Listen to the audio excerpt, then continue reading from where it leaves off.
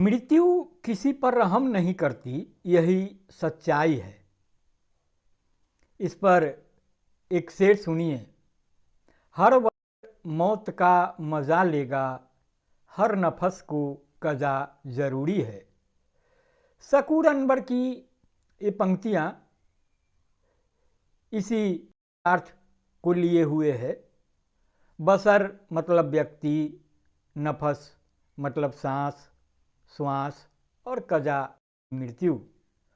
तो हर नफस को कजा जरूरी है। बात करते हैं कुछ इतिहास के पन्नों से, कुछ यथार्थ की बातों की।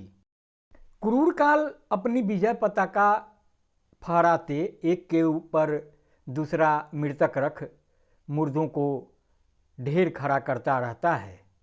संत हों कि राजकुमार, तरुणी माँ हो या वृद्ध शिशु, बूढ़े हों कि जवान, वह किसी पर रहम नहीं करता। वह किसी को भी नहीं बख्शता और चीर छुचित अग्नि सबको अपना ग्रास बनाती रहती है।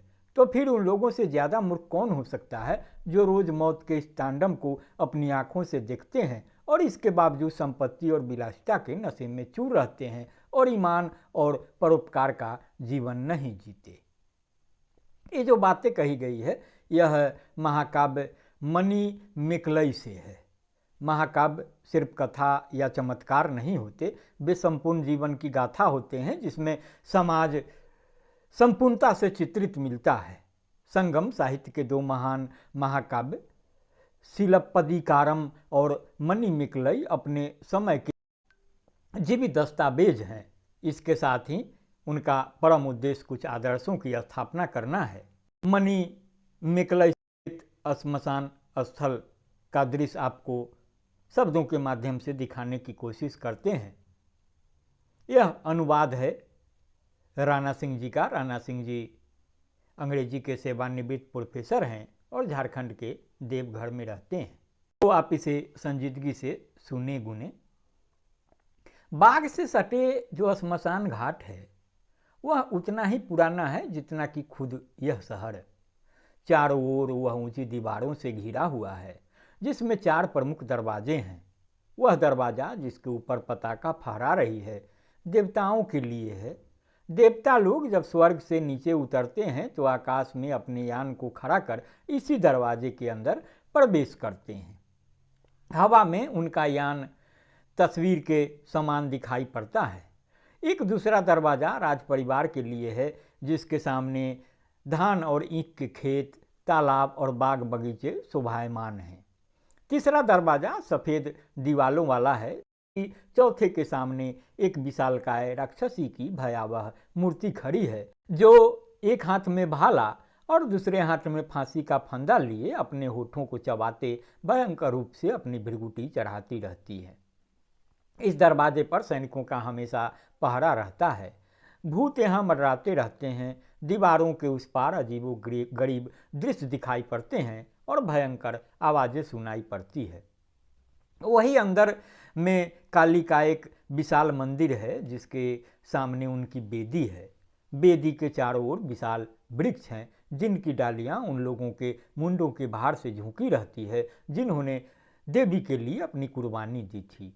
एक दूसरे हिस्से में चट्टानों और पहाड़ियों की तरह बहुतेरी छोटी बड़ी समाधियां हैं जो राज परिवार के मृत सदस्यों के लिए या साधी संतों के सम्मान में उनके मित्रों द्वारा या फिर अपने मृत पति के साथ अग्नि में प्रवेश कर सती हो जाने वाली नारियों की स्मृति में बनी है। मृतकों की समाधियों पर स्मृति लेख हैं जिनमें उनकी जाति, लिंग, नेक कार्यों का वर्णन है। कब्रिस्तान में चारों ओर शक्तिमान देवताओं को समर्पित वेदियां और स्तंभ हैं। उसमें पत्थर के ऊंचे चबूतरे भी हैं जहां बहुतेरे रस्ते और टेढ़ी मेढ़ी कर मिलती है और फूस के झोपड़े हैं जिसमें पहरेदार अपनी लाठियां और बर्तन रखते हैं और खाना खाते हैं और रात में सोते हैं। धुआं, जलती चिताएं और मृतकों के सम्मान में बने छज्जे चारों ओर दिखाई पड़ते हैं। तमाम धर्मों और जातियों के लोग यहाँ आते जाते हैं। इनमें से कुछ मृतकों को जलाते हैं, कुछ दफनाते हैं, कुछ खुले आकाश में रख देते हैं, कुछ गड्ढों में रखते हैं, कुछ मिट्टी के पात्रों में उन्हें ढक देते हैं।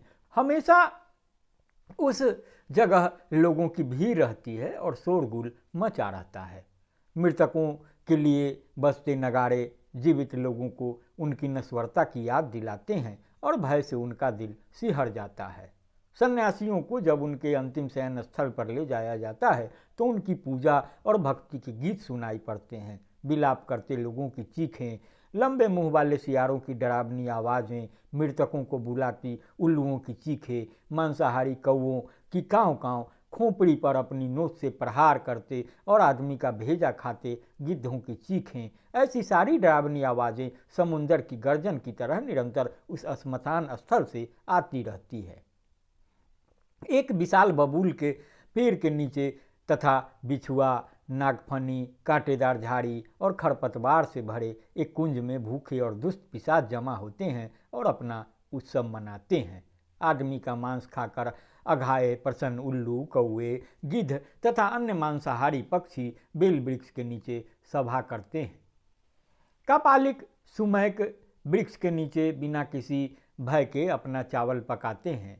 मृत लोगों की खोपड़ियाँ माला के रूप में बेर की डालियों से लटकी रहती है। वहाँ ऐसी भी खुली जगहें हैं जहाँ मृतकों का मांस खाने अपना भयावह भोज करते हैं। अन्न पकाने की हांडी, खोपड़ियाँ, अर्थियों के हिस्से, फेंकी हुई मालाएं, टूटे फूटे पात्र तथा मृतकों की आत्माओं को अर्पित धान एवं कच्चा और जला चावल उस विशाल और भूतहे मैदान में बिखरे होते हैं।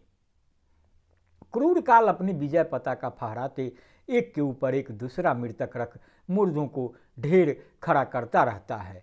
संत हो कि राजकुमार, युवती माँ हो या अबोध शिशु, बूढ़े हों कि जवान, वह किसी पर रहम नहीं करता, वह किसी को नहीं बकसता और चीर क्षुधित अग्नि सबको अपना ग्रास बनाती रहती है। तो फिर उन लोगों से ज़्यादा मूर्ख कौन हो सकता है जो रोज़ रोज़ मौत के इस तांडव को अपनी आंखों से देखते हैं और इसके बावजूद संपत्ति और विलासिता के नशे में चूर रहते हैं और ईमान और परोपकार का जीवन नहीं जीते। अंग्रेजी अनुवाद था, उसका भी हिंदी में रूपांतरण किया है डॉक्टर राणा सिंह जी ने। और जैसा कि मैंने आपको शुरुआत में कहा कि मृत्यु किसी पर रहम नहीं करती, यही सच्चाई है। तो